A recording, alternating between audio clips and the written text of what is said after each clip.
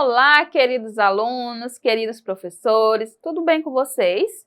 Sou a professora Francisca e estou de volta para mais uma aula. E agora vamos falar de ficção e realidade. Você sabe o que é ficção? Ficção são histórias criadas, não são reais, são criações, tudo bem?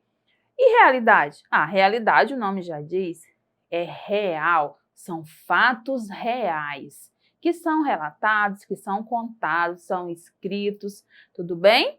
Então, vamos estudar sobre isso agora. E para entendermos melhor, eu trouxe 2 textos para vocês, para lermos juntos. Vamos acompanhar a leitura do primeiro texto?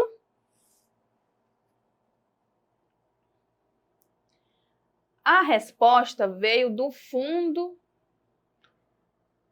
Uma enorme baleia, com o corpo todo iluminado, passava exatamente sob o barco, quase tocando-lhe o fundo.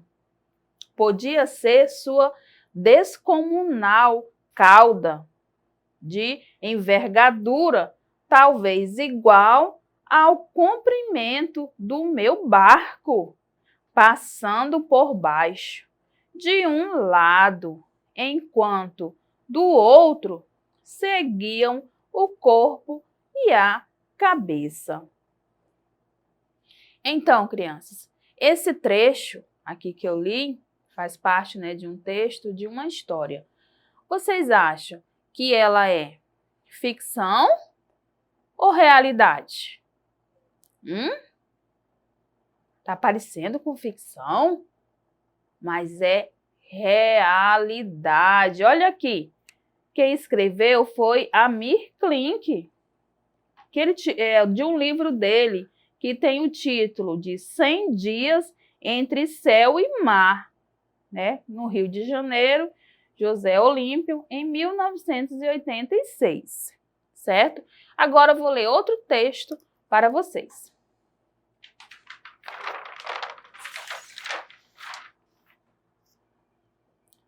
No texto 2, a lebre e a tartaruga.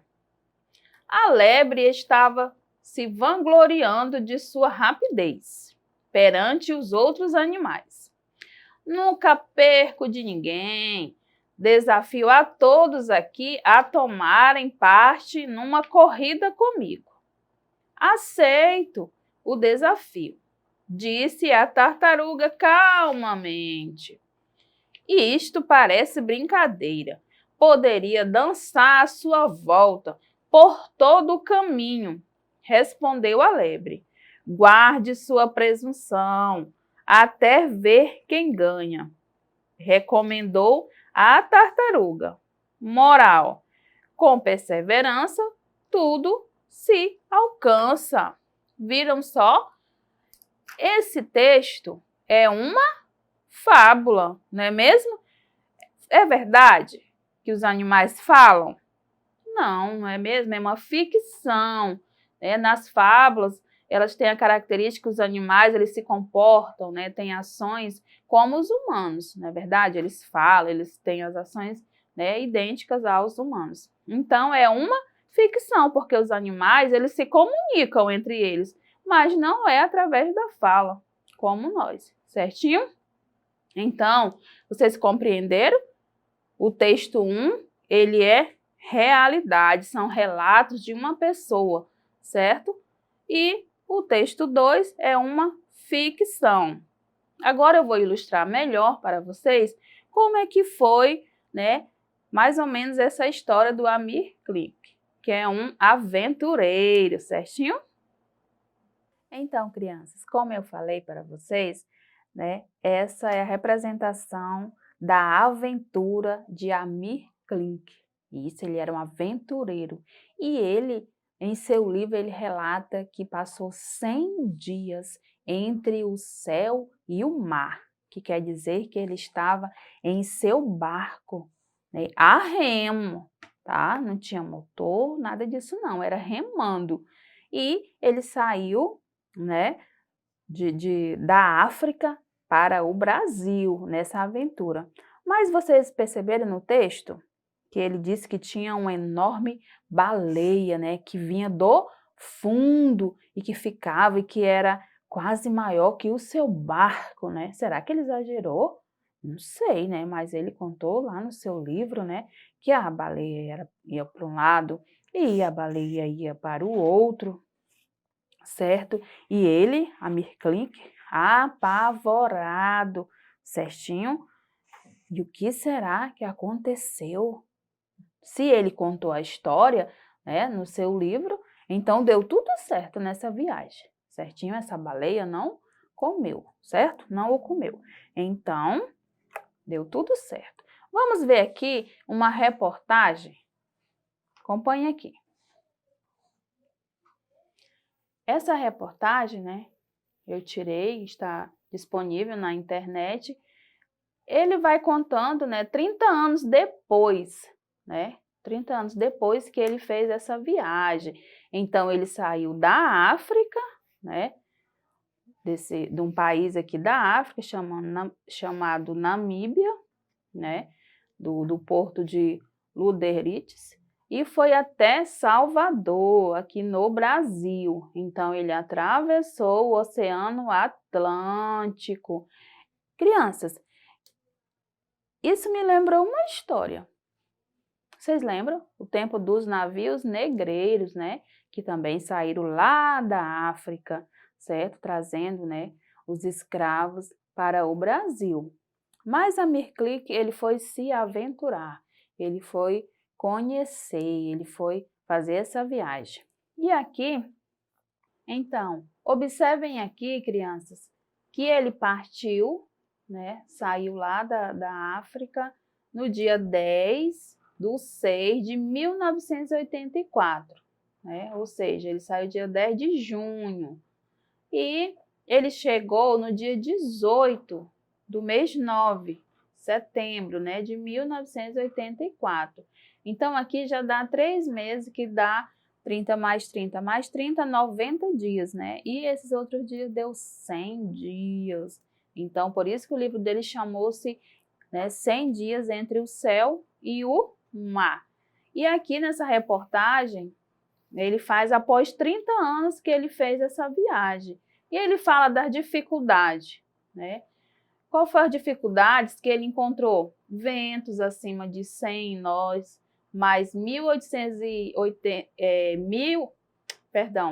184 km por hora e ondas de 16 metros. Olha só, que perigo, não era? Mas ele, né, nessa reportagem, ele vai falando que era uma viagem solitária, mas em nenhum momento ele se sentiu só. Isso mesmo.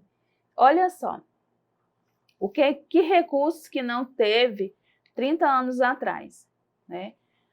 O que não tinha, né? Não havia GPS, né? Ele navegou auxiliado por cartas náuticas, né? O sol, ele usou também o sol, olha, como para se direcionar, viram? Que bacana, não é? E ele não sabia da meteorologia, hoje possível navegadores, a tecnologia das roupas, né? Ele não tinha, ele não podia contar com nenhuma tecnologia, né, dessas que tem hoje. Então, ele se arriscou muito, não foi, crianças, indo para o Oceano Atlântico, fazendo essa viagem, não é mesmo? Olha só, aqui, detalhes da embarcação. Ele transportava 1 tonelada e 275 litros de água doce. Olha só, nesse barco aqui eu fiz uma representação, né, da alimentação que ele levava, né, em seu barco, né, de água doce que ele levava, porque vocês sabem, né, que a água do mar, dos oceanos, né, a água é salgada, então não dá para consumir. Então ele levou bastante água e alimentos para passar esses dias, tá bom? Durante a sua viagem. E também, como não podia faltar, a bandeira do Brasil, certinho? Então, vamos voltar aqui. Olha só, Ele usou madeira laminadas unidas por resina, epóxi e vedadas, até com peças de borracha usada em geladeiras. Olha só que interessante, não é mesmo? Então as pessoas, elas deram esses depoimentos, 30 anos depois, o céu e o mar, por testemunhas. E o que eu achei mais interessante, né? Essa é a representação do barco, né? Que ele foi, certo? Ele cuidando aqui dos detalhes, né? E hoje, né, vamos ler aqui. Cruzar o Atlântico remando da África até o Brasil. Nunca mais ninguém tentou repetir o feito de Amir Klink. Ele diz que navegou solitário naquela aventura há 30 anos, mas que foram 100 dias em que nunca sentiu solidão. Será por que ele falou isso? Né? Porque ele estava, crianças, fazendo algo que ele queria, né? Que ele gostava. Então, ele não se sentia só. Porque vocês sabem, né? E foi contado também no texto que nós lemos, que tinha a presença também dos seres vivos, né, marítimos. Então, era realmente uma aventura. Eu fico imaginando, vocês sabem que eu tenho aí o espírito aventureiro, e eu fico imaginando como é que foi essa viagem do Amir Klink, né? Muito perigosa, por sinal, não é mesmo? Vamos continuar. Então, crianças, vocês sabiam que este barco, né, que o barco que ele utilizou nesta aventura, ele guarda no quintal da casa dele? Olha só o que diz aqui na reportagem.